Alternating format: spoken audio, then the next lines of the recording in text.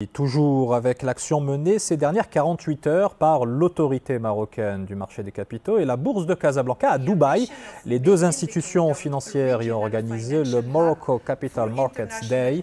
Objectif visé, attirer dans le royaume les investisseurs de la région, l'occasion de présenter les atouts, les tendances et les opportunités du marché national lors de différentes rencontres auxquelles a pris part notamment la ministre des Finances Nadia Ftah Alaoui.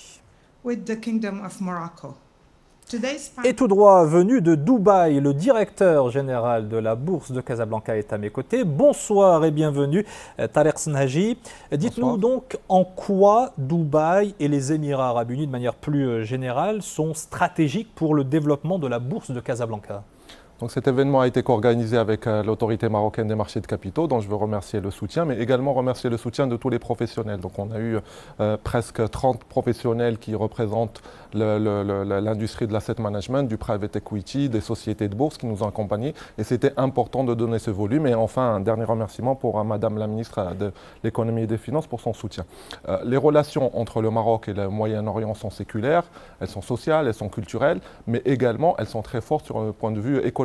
Les investisseurs de la région ont toujours regardé avec beaucoup d'appétence l'économie marocaine. Une seule statistique pour le prouver, 14% de la capitalisation boursière de la bourse de Casablanca est entre les mains des investisseurs de la région.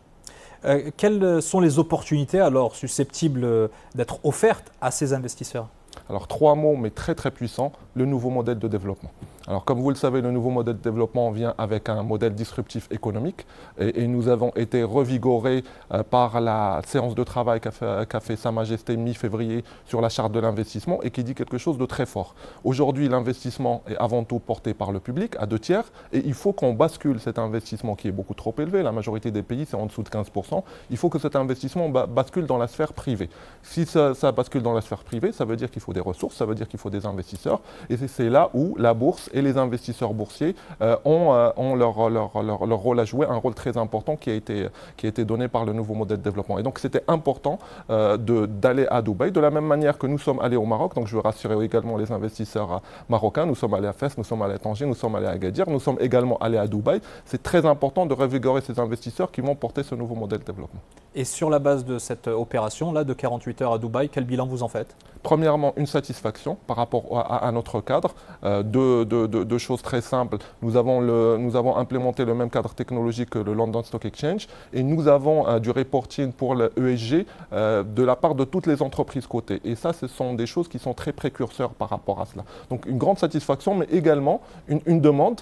On veut voir beaucoup plus de papier marocain. On aime l'économie marocaine. C'est une économie que nous voulons soutenir. S'il vous plaît, amenez-nous des outils financiers pour pouvoir investir encore plus dans cette économie qu'on aime bien. Dernière question, je ne peux pas m'empêcher de vous la poser. Le marché boursier à l'horizon 2022 de cette année, comment est-ce que vous l'envisagez dans ce contexte assez paradoxal de crise et de reprise à la fois ? Alors je vais vous faire une réponse au second degré si vous le permettez. Ça fait 25 ans que je suis dans les marchés financiers et des crises, ça arrive tout le temps. 98, le premier dot-com, deuxième dot-com, 2008. Ce qu'il est important, c'est surtout de garder le cap et de savoir investir sur le long terme. Et nous avons eu la chance et le privilège que Sa Majesté ait une vision clairvoyante en lançant ce nouveau modèle de développement. Donc pour nous, 2022, c'est l'opportunité d'implémenter ce nouveau modèle. Des opportunités à saisir. Donc merci beaucoup Tariq Senhaji. Je rappelle que vous êtes directeur général de la bourse de Casablanca.